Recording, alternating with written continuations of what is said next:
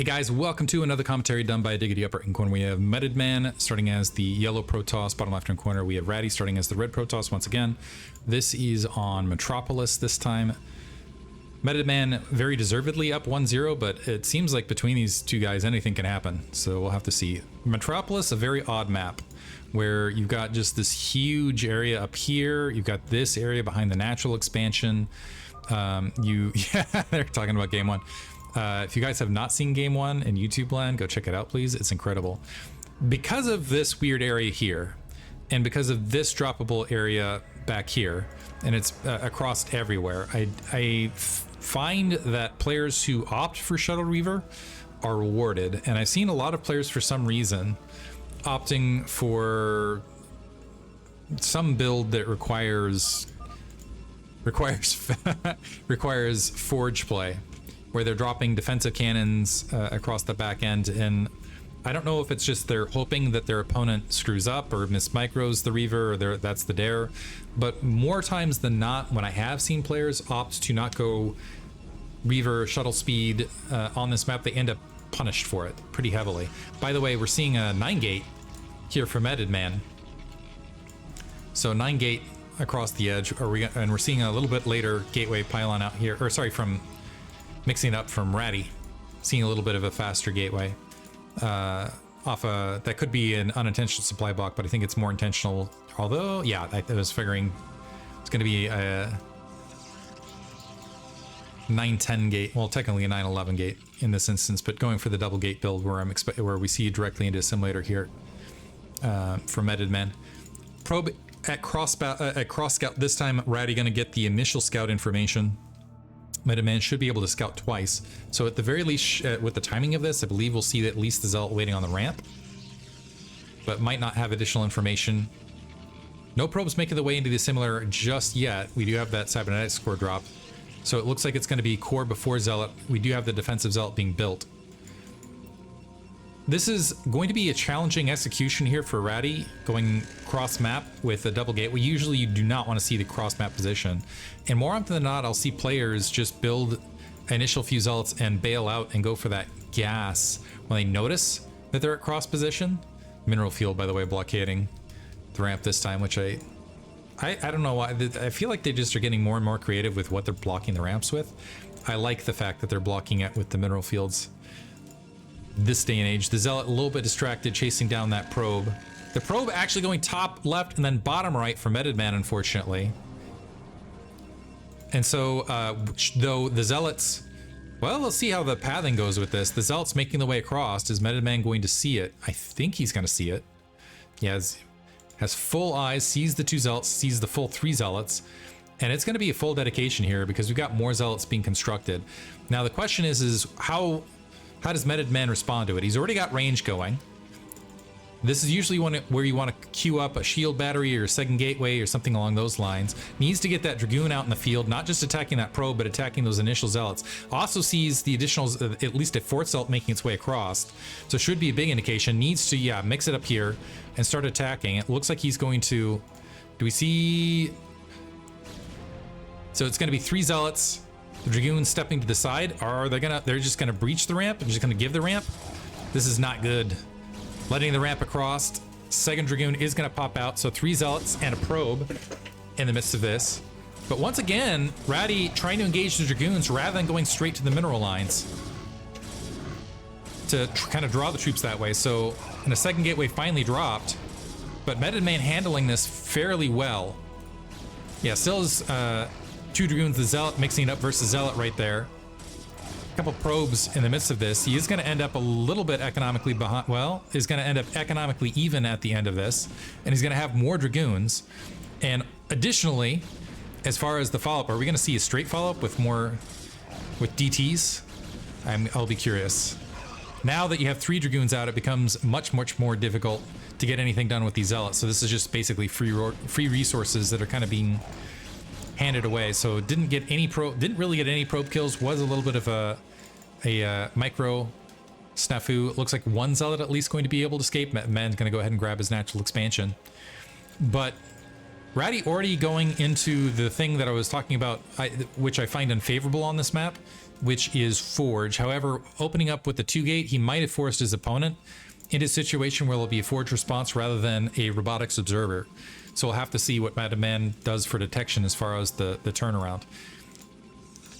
Okay, never mind. Is going to go Robotics in the midst of this. And also recognizing he's got the Dragoon advantage, making his way across the map. The 3 cannons and the Zealot should be plenty to hold the line. Well, is he going to get that probe killed? It is not going to get the probe killed, but at the very least, that natural expansion is going to be established. It looks like it's going to be significantly faster, but I don't know that it's worth, because this is 4 cannons, and keep in mind all the Zealot losses earlier. This is leaving MetodMan with a much larger army. The Zealots still could get some scouting information, might be able to even get some distraction at that nexus at the natural, and then there are going to be 2 Dragoons there to deal with it across the corner. Also, with all these cannons, if the Dragoons are on top of it, they might have been able to see a Shimmer making its way across. 3rd gateway plopping down. But what I'm hoping to see is Observatory into Reaver once again. I think that's a defensive pylon at the 9 o'clock rather than an aggressive pylon. Zealot wants to make its way in and see what it can see. At least going to see the natural expansion. Is it going to get a probe kill? Making its way to maybe engage a probe right there. Gets a probe kill. Is he going to get a 2nd probe kill? At least something.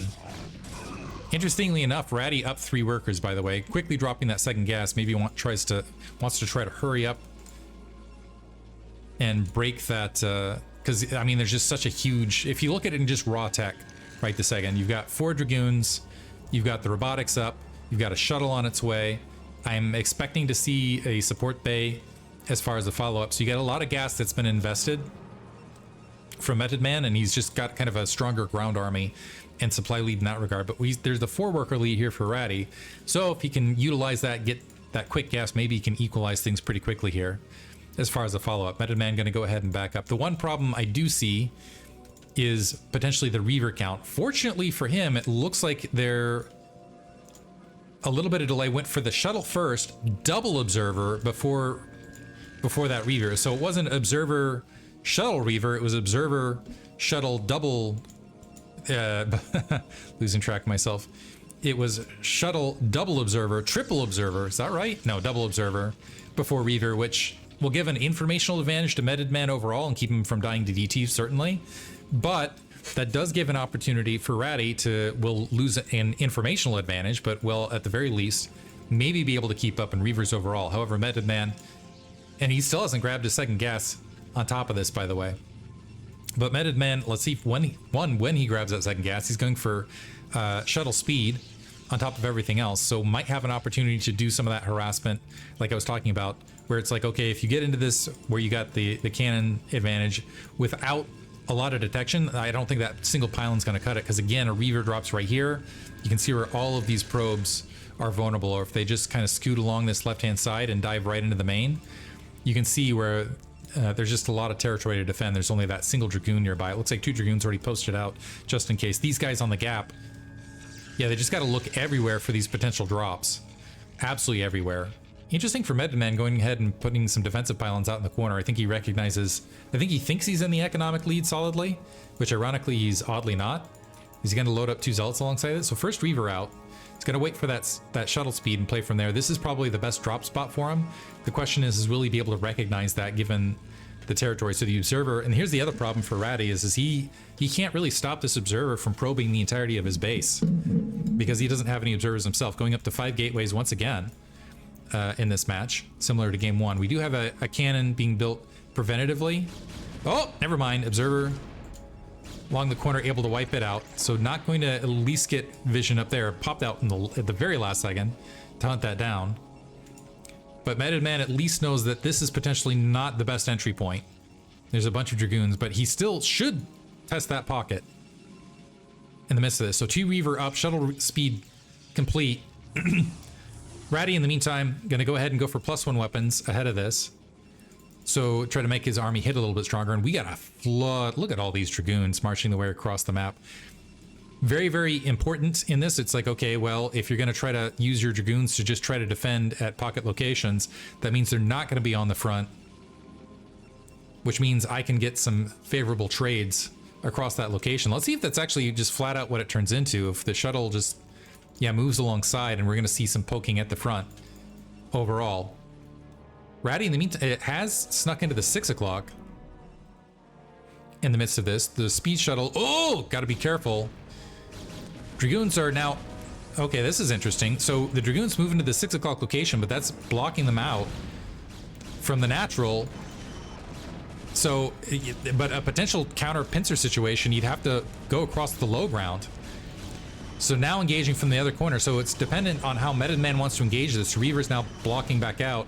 Going to go for this grouping. Needs to be very, very careful. Oh, the shuttle does get wiped out, but it's still 2 Reavers on the ground. Now Ratti recognizing that he can just go ahead and attack into this. But looks like he's just going to get obliterated. That Reaver's done too much damage. And that natural expansion completely breached. And this is too many Dragoons. Once the Reaver gets within shot of the ramp space, or where it can just actually just kind of GG out of there. So Ratti drops it. MethodMan gets the win, is going to advance. I'm pretty sure they chatted afterwards and talked about GG after the fact. I wouldn't look at that as a... In worst situation from the previous matches there, you can presume it was a bit bad manner, but always presume good manner moving away out of this. So MetodMan going to proceed in the 1-1 bracket, whereas Ratti is going to be on the brink of elimination, I believe, in the 0-2 bracket. Hope you guys enjoyed it. Thanks for listening.